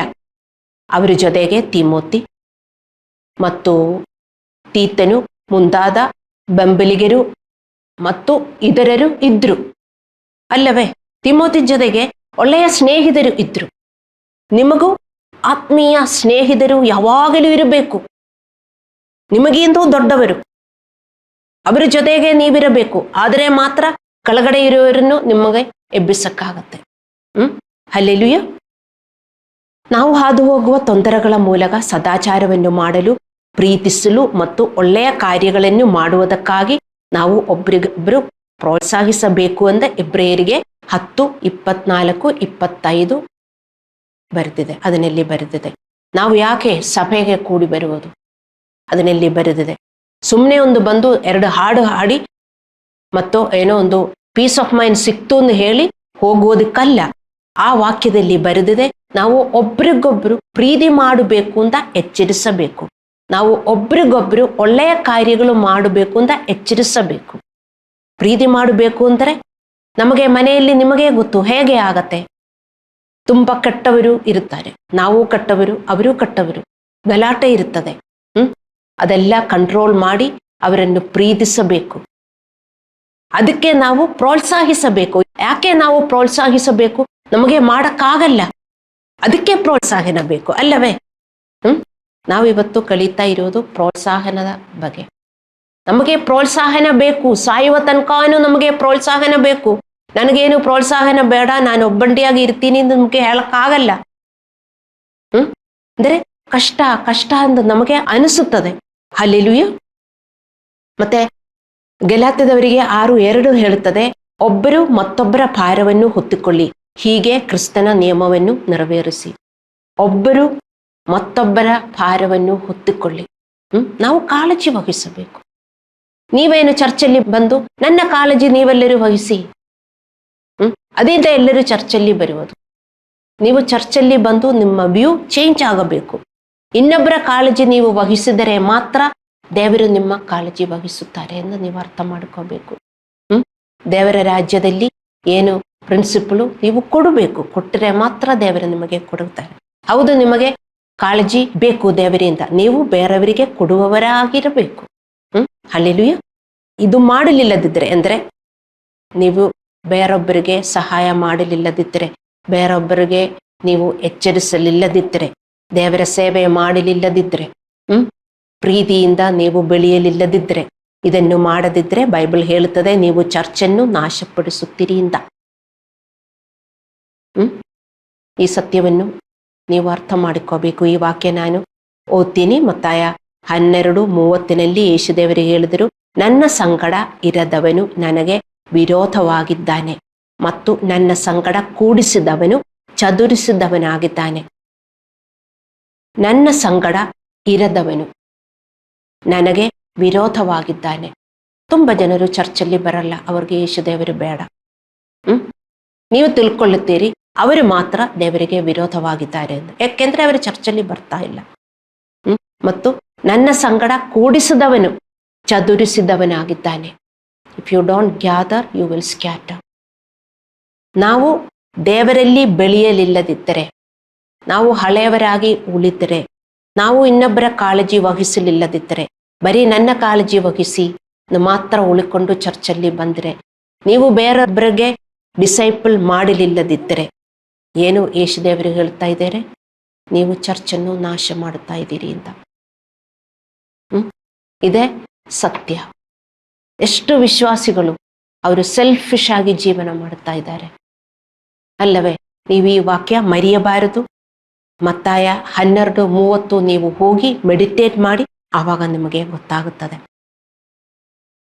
ಆಧ್ಯಾತ್ಮಿಕ ಸತ್ಯವೇನೆಂದರೆ, ನಾವು ಕ್ರಿಸ್ತನಲ್ಲಿ ಬೆಳೆಯದಿದ್ದರೆ ಮತ್ತು ಅವನೊಂದಿಗೆ ಇರುವುದಿಲ್ಲದಿದ್ದರೆ, ನಾವು ಬೆಳೆಯದಿಲ್ಲದಿದ್ದರೆ ದೇವರ ಜೊತೆಗೆ ಇರುವುದಿಲ್ಲ ಅಂತ ಅರ್ಥ ಮಾಡ್ಕೋಬೇಕು. ಅರ್ಥವಾಯ್ತೆ? ದೇವರ ಹೇಳುವ ಪ್ರಕಾರ ಬೆಳೆದರೆ ಮಾತ್ರ ನಾವು ದೇವರ ಜೊತೆಗೆ ಇರುತ್ತೇವೆ. ಬರೀ ಚರ್ಚಲ್ಲಿ ಬರುವುದರಿಂದ, ಬರೀ ಪ್ರಾರ್ಥನೆ ಮಾಡುವುದರಿಂದ, ಬರೀ ಬೈಬಲ್ ಓದುವುದರಿಂದ ದೇವರ ಹತ್ರ ಇದೀರಿ ಅಂತ ನೀವು ತಿಳ್ಕೋಬಾರದು. ಅವನ ವಾಕ್ಯಗಳು ಪಾಲಿಸಿ ದೇವರಲ್ಲಿ ಬೆಳೆದರೆ ಮಾತ್ರ ನಮ್ಮ ಹೃದಯದಲ್ಲಿ ಯಾವಾಗಲೂ ಕೃತಜ್ಞತೆ ಉಂಟಾಗುತ್ತದೆ. ನಮಗೆ ಗೊತ್ತಾಗುತ್ತದೆ ಯೇಸು ದೇವರು ನನಗೆ ಜೀವ ಕೊಟ್ಟಿದ್ದಾರೆ. ಹೇಗೆ? ಏನು ಜೀವ? ಅವನ ವಾಕ್ಯ. ನಾನು ಅವನ ವಾಕ್ಯ ಪಾಲಿಸಿದೆ, ನನಗಿವತ್ತು ಜೀವ ಇದೆ. ಅಂದವರಿಗೆ ಯಾವಾಗಲೂ ಕೃತಜ್ಞರಾಗಿ ಅವರು ಜೀವನ ಮಾಡುತ್ತಾರೆ. ಏನೇ ಕಟ್ಟದು ಸಂಭವಿಸಿದರೂ ಅವರಿಗೂ ಗೊತ್ತಿದೆ ಅದರಿಂದ ಅವರಿಗೆ ಬಿಡುಗಡೆ ಇದೆ ಎಂದ ಅವರಿಗೆ ಏನು ಅನುಮಾನನೇ ಇಲ್ಲ.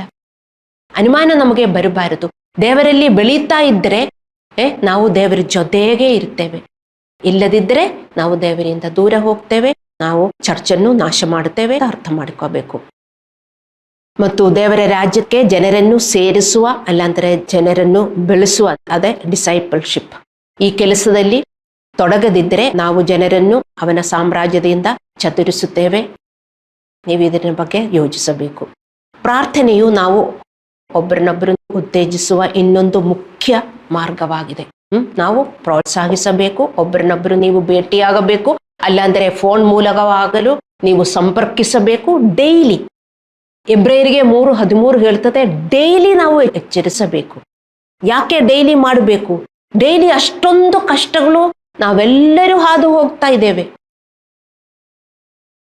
ನಮಗೆ ಡೈಲಿ ಎಚ್ಚರಿಕೆ ಬೇಕು. ಯಾರಿಂದಾದರೂ ನಿಮಗೊಂದು ಫೋನ್ ಕಾಲ್ ಬರಬೇಕು, ಅಲ್ಲಾಂದರೆ ನೀವೇ ಫೋನ್ ತಕ್ಕೊಂಡು ಇನ್ನೊಬ್ಬರನ್ನು ನೀವು ಕರೆಯಬೇಕು. ದೇವರ ಮಕ್ಕಳೇ, ಅರ್ಥ ಮಾಡಿಕೊಳ್ಳಿ, ನಮಗೆ ಡೈಲಿ ಬೇಕು.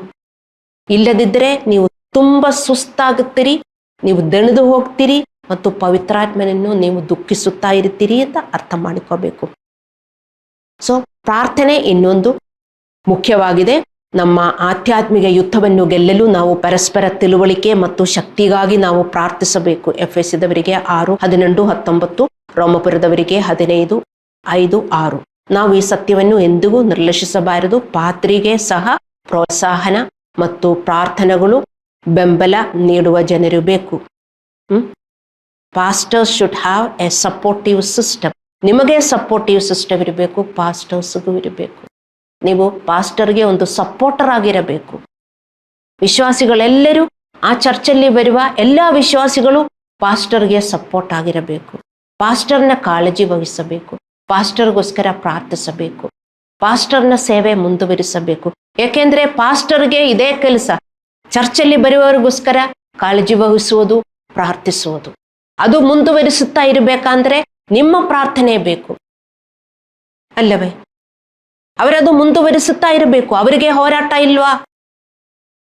ನಿಮಗಿದ್ದು ಹೋರಾಟ ಪಾಸ್ಟರ್ಸ್ಗಿರುತ್ತದೆ. ಅವರಿಗೆಷ್ಟೊಂದು ಆತಂಕದಲ್ಲಿ ಅವರು ಹೋಗ್ತಾ ಇದ್ದಾರೆ, ಎಷ್ಟು ಭಯದಿಂದ ಅವರು ಹೋಗ್ತಾ ಇದ್ದಾರೆ, ಅವರೆಷ್ಟು ದಣಿದಿರುತ್ತಾರೆ. ಆದರೂ ಅವರು ಚರ್ಚೆಗೋಸ್ಕರ ಪ್ರಾರ್ಥಿಸಿ ಕಷ್ಟಪಟ್ಟು ಜೀವನ ಮಾಡುತ್ತಾರೆ. ನೀವು ಅರ್ಥ ಮಾಡಿಕೊಂಡು ಅವರ ಶಕ್ತಿಗೋಸ್ಕರ ಅವರು ಬೀಳಬಾರದು. ಅಷ್ಟೊಂದು ಹೋರಾಟ ಅವರಿಗೂ ಬರ್ತದೆ. ಅವರಿಗೂ ನೀವು ಕಾಳಜಿ ವಹಿಸಬೇಕು. ನೀವು ಅವರಿಗೆ ಬೆಂಬಲ ಕೊಡಬೇಕು. You should be a supporter to a pastor. Hallelujah. ಅದು ನೀವು ಮರೆಯಬಾರದು. ಪೌಲನು ಕೂಡ ಅವರು ಚೆನ್ನಾಗಿ ಬೋಧಿಸೋದಕ್ಕೋಸ್ಕರ ಪ್ರಾರ್ಥನೆ ಬೇಡಿಕೊಂಡಿದ್ದಾರೆ. ಎಫೆಸದವರಿಗೆ 6:19. ಅವರು ಚೆನ್ನಾಗಿ ಬೋಧಿಸೋದಕ್ಕೆ ಮತ್ತೆ ಅವರ ಆರೋಗ್ಯಕ್ಕೋಸ್ಕರ ಎಲ್ಲದಕ್ಕೂ ನೀವು ಪ್ರಾರ್ಥನೆ ಮಾಡಬೇಕು. ಯಾಕೆಂದ್ರೆ ಅವರು ಪ್ರಾರ್ಥಿಸುತ್ತಾ ಇರ್ತಾರೆ. ಅವರು ಕಂಟಿನ್ಯೂ ಮಾಡಬೇಕು, ಅವರು ಬಿಡಬಾರದು. ಚರ್ಚಲ್ಲಿ ಬರುವವರು ಒಂದು ಪಾಸ್ಟರ್ಗೆ ನೀವು ಅರ್ಥ ಮಾಡಿಕೊಳ್ಳಿ. ನೀವೊಂದು ಚರ್ಚ್ ಹೋಗಿದರೆ ಆ ಚರ್ಚ್ ಸದಸ್ಯರು ಒಂದು ಪಾಸ್ಟರ್ಗೆ ಪ್ರಾರ್ಥನೆ ಮಾಡಲಿಲ್ಲದಿದ್ದರೆ ಯಾರು ಪ್ರಾರ್ಥನೆ ಮಾಡ್ತಾರೆ? ದೇವರ ಮಕ್ಕಳೇ, ನೀವೆಷ್ಟೊಂದು ನನಗೂ ಪ್ರಾರ್ಥನೆ ಮಾಡಿದೆ ಅಂತ ನಿಮಗೂ ಮಾತ್ರ ಗೊತ್ತಿದೆ. ಗೊತ್ತಾ? A pastor should get the prayers from the church people. You have responsibility to pray and support your pastor. ಬರೀ ಪಾಸ್ಟರಿಂದ ಇಸ್ಕೊಂಡು ಹೋಗಕ್ಕೂ ಬರಬಾರದು. ಪಾಸ್ಟರ್ಗೂ ಕೊಡುವವರಾಗಿರಬೇಕು. ಪ್ರೀತಿ ಕೊಡ್ರಿ, ಪ್ರಾರ್ಥನೆ ಕೊಡ್ರಿ, ಬೇರೆ ಏನು ಬೇಡ ಪಾಸ್ಟರ್ಗೆ. ಹಲ್ಲೆಲೂಯಾ. ಪ್ರೋತ್ಸಾಹದ ಆಶೀರ್ವಾದವೇನೆಂದರೆ, ನೀವು ಇದರೆಗೆ ಪ್ರೋತ್ಸಾಹ ಮತ್ತು ಬೆಂಬಲವನ್ನು ನೀಡಿದಾಗ ಮಾತ್ರ ದೇವರು ನಿಮಗೆ ಪ್ರೋತ್ಸಾಹ, ಶಕ್ತಿ ಮತ್ತು ಬೆಂಬಲವನ್ನು ನೀವು ದೇವರಿಂದ ಪಡೆಯುತ್ತೀರಿ. ನೀವು ಬೇರೆಯವರಿಗೆ ಕೊಟ್ಟರೆ ಮಾತ್ರ ನಿಮಗೆ ಪ್ರೋತ್ಸಾಹ ಸಿಗುತ್ತದೆ, ನಿಮಗೆ ಬೆಂಬಲ ಸಿಗುತ್ತದೆ, ನಿಮಗೆ ಶಕ್ತಿ ಸಿಗ್ತದೆ. ಅರ್ಥ ಮಾಡಿಕೊಳ್ಳಿ. ಇಲ್ಲದಿದ್ದರೆ ನೀವು ನಿರುತ್ಸಾಹದಿಂದ ಬದುಕಬೇಕಾಗುತ್ತದೆ. ದೇವರ ಸಾಮ್ರಾಜ್ಯದ ತತ್ವ ಯಾವಾಗಲೂ ಕೊಡು ಮತ್ತು ತೆಗೆದುಕೊಳ್ಳುವುದು, ಬರೀ ತೆಗೆದುಕೊಳ್ಳುವುದು ಅಲ್ಲ. ಹಲ್ಲೆಲೂಯಾ. ನೀವು ಕೊಡುವವರಾಗಿಲ್ಲದಿದ್ದರೆ ನೀವು ದೇವರಿಂದ ಏನನ್ನೂ ಪಡೆಯುವುದಿಲ್ಲ. How much you are a giver. ನೀವು ಯೋಚನೆ ಮಾಡಿ. ನೀವು ಗಿವರ್ ಆಗಿದ್ದರೆ ದೇವರ ಹಂಗೆ ಕೊಡ್ತಾ ಇರ್ತಾರೆ. ಎದಕ್ಕೂ ಕಮ್ಮಿ ಬರಲ್ಲ. ಕೊಡುವವರಿಗೆ ಗ್ರಹಿಸುವುದು ಬರ್ತದೆ. ಹಣ ಕೊಡಬೇಕು ಚರ್ಚಿಗೆ, ಕೆಲವರು ಹಣನೂ ಕೊಡುವುದಿಲ್ಲ. ಅದಕ್ಕೂ ಕಂಜೂಸಿ ಮಾಡಿದರೆ ನಿಮ್ಮ ಹಣ ನಿಮಗೆ ಲಾಸ್ ಆಗುತ್ತೆ. ದೇವರ ಮಕ್ಕಳೇ, ಚರ್ಚ್ ಬರುವವರು ಒಂದು ಶೇರು ಚರ್ಚಿಗೆ ಕೊಡಬೇಕು, ಅದು ದೇವರ ತತ್ವ. ಮತ್ತೆ ಚರ್ಚ್ ಬರುವವರು ಅವರು ಪ್ರಾರ್ಥಿಸಬೇಕು, ಅದು ದೇವರ ತತ್ವ. ಇದೇ ಕೆಲಸ ನೀವು ಮಾಡಿದರೆ ನಿಮ್ಮ ಜೀವನ ಎಷ್ಟೊಂದು ಪ್ರಗತಿಯುಳ್ಳದಾಗುತ್ತದೆ. ಇದು ವಿಶ್ವಾಸಿಗಳು ಮಾಡುವುದಿಲ್ಲ, ಅದರಿಂದ ಅವರು ದಣಿದಿರುತ್ತಾರೆ. ನೀವೇನು ಮಾಡ್ತೀರಿ 24 hours? ಸ್ವಲ್ಪ ಚರ್ಚ್ಗೋಸ್ಕರ ಪ್ರಾರ್ಥನೆ ಮಾಡುವುದಕ್ಕೆ ನಿಮಗೆ ಟೈಮ್ ಇಲ್ಲ ಅಂತ ಹೇಳಿದರೆ ನೀವು ಹೇಳಿ, ನೀವೆಷ್ಟು ಮೀನ್ ಮೈಂಡೆಡ್ ಪೀಪಲ್ ಯು ಆರ್. ಒಂದು ಪಾಸ್ಟರು ಎಷ್ಟು ಹೋರಾಟದಿಂದ ಹೋಗ್ತಾ ಇದ್ದೀರಿ ಅಂತ ಹೇಳಿದ್ರೂ ಕೂಡ ಎಷ್ಟು ವಿಶ್ವಾಸಿಗಳು ಆ ಪಾಸ್ಟರ್ಗೋಸ್ಕರ ಪ್ರೀತಿಯಿಂದ ಪ್ರಾರ್ಥನೆ ಮಾಡುತ್ತಾರೆ. ದೇವರು ನೋಡ್ತಾ ಇದ್ದಾರೆ. ನೀವು ಪ್ರಾರ್ಥನೆ ಪಾಸ್ಟರ್ಗೆ ಮಾಡಲಿಲ್ಲದಿದ್ದರೂ ಪಾಸ್ಟರ್ಸ್ ನಿಮಗೋಸ್ಕರ ಮಾಡ್ತಾರೆ. ಅದೇ ಒಂದು ಪಾಸ್ಟರ್ನ ಡ್ಯೂಟಿ. ಅಲ್ಲ ಅಂದರೆ ಅವರು ಪಾಸ್ಟರ್ಸ್ ಅಲ್ಲ. ನಿಮಗೂ ಗೊತ್ತಿರುವುದಿಲ್ಲ ಒಂದು ಪಾಸ್ಟರ್ನ ಡ್ಯೂಟಿ. ನೀವು ಕಮೆಂಟ್ ಮಾಡಿ ಹೋಗಬಹುದು.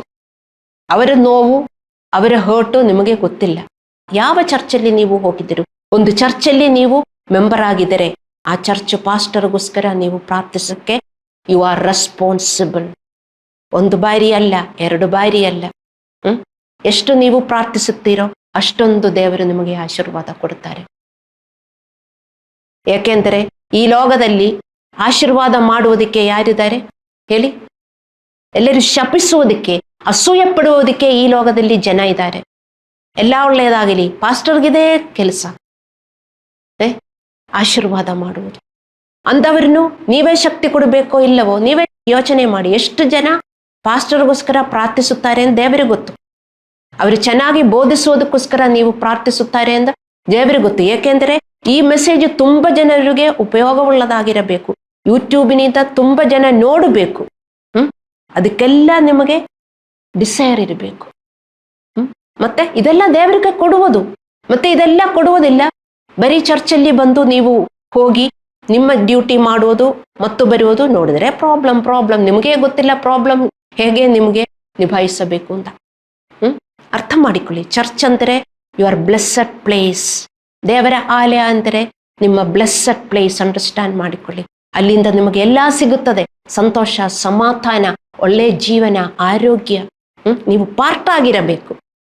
You should be a part of it. You should function. ಇಲ್ಲದಿದ್ದರೆ ನಿಮಗೇನೂ ಸಿಗುವುದಿಲ್ಲ. ನಿಮ್ಮ ರೆಸ್ಪಾನ್ಸಿಬಿಲಿಟಿ ನೀವು ಮಾಡಬೇಕು. ಸುಮ್ಮನೆ ಬಂದು ಹೋಗುವುದರಿಂದ ಅಲ್ಲ ನಿಮಗೆ ಆಶೀರ್ವಾದ ಉಂಟಾಗುವುದು. ಸೊ ದೇವರ ರಾಜ್ಯದ ತತ್ವವು ಕೊಡು ಮತ್ತು ತೆಗೆದುಕೊಳ್ಳುವುದು. ಆದ್ದರಿಂದ ನಾವು ಉದ್ದೇಶಪೂರ್ವಕವಾಗಿ ಪ್ರತಿದಿನ ಇತರರನ್ನು ತಲುಪಬೇಕು. ಇಲ್ಲದಿದ್ದರೆ ನಮ್ಮ ಪಾಪಗಳು ನಮ್ಮ ಹೃದಯವನ್ನು ಕಠಿಣಗೊಳಿಸುತ್ತದೆ. ಪರಿಣಾಮವಾಗಿ ನಾವು ಸಂತೋಷ, ಶಾಂತಿ ಇಲ್ಲದೆ ಸಂಪೂರ್ಣ ನಿರುತ್ಸಾಹದಿಂದ ಬದುಕುತ್ತೇವೆ. ನಿಮಗೆ ಉತ್ಸಾಹ ಇದೆಯಾ? ನಿಮ್ಮ ಉತ್ಸಾಹ ನಿಮ್ಮ ಮಿನಿಸ್ಟ್ರಿಯಿಂದ ನಿಮಗೆ ಸಿಗುತ್ತದೆ. ನೀವೆಷ್ಟು ಮಿನಿಸ್ಟ್ರಿ ಮಾಡುತ್ತೀರೋ ಅಷ್ಟು ನಿಮಗೆ ಸಂತೋಷ, ಸಮಾಧಾನ, ಆಶೀರ್ವಾದ ಸಿಗುತ್ತೆ. ದೇವರ ಮಕ್ಕಳೇ, ಇದು ಅರ್ಥ ಮಾಡಿಕೊಳ್ಳಿ. ನೀವು ದೇವರ ಸೇವೆ ಮಾಡಬೇಕು. ದೇವರ ಸೇವೆ ನೀವೊಬ್ಬೊಬ್ಬರು ಮಾಡಬೇಕು. ಚರ್ಚ್ ಬರುವವರಿಗೆ ಡಿಸೈಪಲ್ ಮಾಡಬೇಕು. ಹೊಸಬರಿಗೆ ಹೋಗಿ ಸುವಿಶೇಷವನ್ನು ಸಾರಬೇಕು. ನೀವು ಪ್ರಾರ್ಥಿಸಬೇಕು. ನಿಮ್ಮ ಹೃದಯದಲ್ಲಿ ಆ ಡಿಸೈರ್ ಇರಬೇಕು, ಬಯಕೆ ಇರಬೇಕು. ಅರ್ಥ ಮಾಡಿಕೊಳ್ಳಿ ದೇವರ ಮಕ್ಕಳೇ. ಇದರ ಬಗ್ಗೆ ಸವಾಲು ಏನೆಂದರೆ, ಚರ್ಚಿನಲ್ಲಿ ಒಬ್ಬರನ್ನೊಬ್ಬರು ಕ್ರಿಸ್ತನಲ್ಲಿ ಬೆಳೆಯಲು ಪ್ರೋತ್ಸಾಹಿಸದಿದ್ದರೆ ಅವರನ್ನು ಪ್ರತಿದಿನ ಹೆಚ್ಚು ಗಟ್ಟಿಯಾಗಲು ಅನುಮತಿಸುತ್ತೇವೆ. ನೀವು ಈ ಕೆಲಸ ಮಾಡಲಿಲ್ಲದಿದ್ದರೆ you allow other peoples heart to be hardened because of you.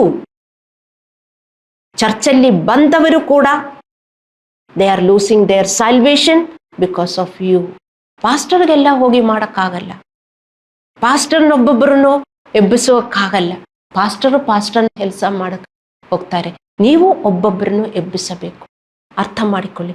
ನೀವು ಎಬ್ಬಿಸಲಿಲ್ಲದಿದ್ದರೆ ವಿಶ್ವಾಸಿಗಳ ಹೃದಯವನ್ನು ಕಠಿಣಗೊಳಿಸುತ್ತದೆ. ನೀವು ಅವರಿಗೋಸ್ಕರ ಪ್ರಾರ್ಥನೆ ಮಾಡಬೇಕು, ಮತ್ತೆ ಮನಪೂರ್ವಕವಾಗಿ ನೀವು ಎಚ್ಚರಿಸಬೇಕು. ಅರ್ಥ ಮಾಡಿಕೊಳ್ಳಿ. ನಾವು ದಣಿದಿರಬಾರದು. ಪರಸ್ಪರ ಪ್ರೋತ್ಸಾಹ, ಸೂಚನೆ, ಸಾಂತ್ವನ ಮತ್ತು ಬೆಂಬಲಕ್ಕಾಗಿ ದೇವರು ನಮ್ಮನ್ನು ಪರಸ್ಪರ ಜೊತೆಯಲ್ಲಿರಲು ಕರೆದಿದ್ದಾರೆ. ಅದು ನೀವು ಮರೆಯಬಾರದು. ನಮಗೆ ಪರಸ್ಪರ ಅರ್ಥವಾಯ್ತೆ. ಚರ್ಚ್ ಕೊಟ್ಟಿರೋದು ಎದಕ್ಕೆ? ಇನ್ನೊಬ್ಬರ ಜೊತೆ ಇರೋದಕ್ಕೆ ಅಲ್ಲ, ಬಂದು ಹೋಗುವುದಕ್ಕಲ್ಲ. ಇನ್ನೊಬ್ಬರಿಗೆ ನೀವು ಸಹಾಯ ಕೊಡಬೇಕು, ಇನ್ನೊಬ್ಬರಿಂದ ನೀವು ಸಹಾಯ ಇಸ್ಕೋಬೇಕು. ಆ ಸ್ಪಿರಿಚುವಲ್ ಅಂಡರ್ಸ್ಟ್ಯಾಂಡಿಂಗ್ ಬೇಕು. ಹಂಗೆ ನೀವು ಜೀವನ ಮಾಡಿದರೆ ನಿಮ್ಗೆ ಎಷ್ಟೊಂದು ಆಶೀರ್ವಾದ ಸಿಕ್ಕುತ್ತದೆ. ವಿಶ್ವಾಸಿಗಳು ಏನು ಗುರಿ ಇಲ್ಲದೆ, ಆತ್ಮೀಯ ಗುರಿ ಇಲ್ಲದೆ ಬಂದು ಹೋಗ್ತಾರೆ. ಅದಕ್ಕೆ ಅವರ ಜೀವನ ತುಂಬಾ ಕಷ್ಟ ಆಗುತ್ತದೆ. ಏನಾದರೂ ಪ್ರಾರ್ಥಿಸಿದರೆ ಅವರಿಗೋಸ್ಕರ ಮಾತ್ರ ಪ್ರಾರ್ಥಿಸೋದು. ಬೇರೆಯವರಿಗೋಸ್ಕರ ಪ್ರಾರ್ಥಿಸಿದ್ರು ಸುಮ್ಮನೆ ಫಾರ್ ನೇಮ್ ಸೇಕ್ ಅವರು ಪ್ರಾರ್ಥಿಸೋದು. ನಿಮಗೆ ಹೆಂಗೆ ಪ್ರಾರ್ಥಿಸುತ್ತೀರೋ ಅದೇ ತರ ಬೇರೆಯವರಿಗೂ ನೀವು ಪ್ರಾರ್ಥಿಸಬೇಕು. ಅದೇ ಇಂಟೆನ್ಷನ್, ಅದೇ ಇಂಟಿಗ್ರಿಟಿಯಿಂದ ನೀವು ಪ್ರಾರ್ಥಿಸಬೇಕು. 2 ಕೊರಿಂಥದವರಿಗೆ 1:4. ನಮಗೆಲ್ಲರಿಗೂ ಕ್ರಿಸ್ತನಲ್ಲಿ ಬೆಳೆಯುವ ಕಾಳಜಿಯುಳ್ಳ ಒಳ್ಳೆಯ ವಿಶ್ವಾಸಿಗಳ ಸಹಾಯ ಪ್ರತಿದಿನ ಬೇಕು. ಅರ್ಥ ಮಾಡಿಕೊಳ್ಳಿ. ಆವಾಗ ಇವಾಗ ಅಲ್ಲ, or whenever you feel like ಅಲ್ಲ, ಪ್ರತಿದಿನ ಮಾಡಬೇಕು. ಅದಕ್ಕೆ ನೀವು ಮನಪೂರ್ವಕವಾಗಿ ಇದು ಮಾಡಿ. ನಾವು ಕಣ್ಣುಗಳನ್ನು ಮುಚ್ಚಿ ಪ್ರಾರ್ಥನೆ ಮಾಡೋಣ.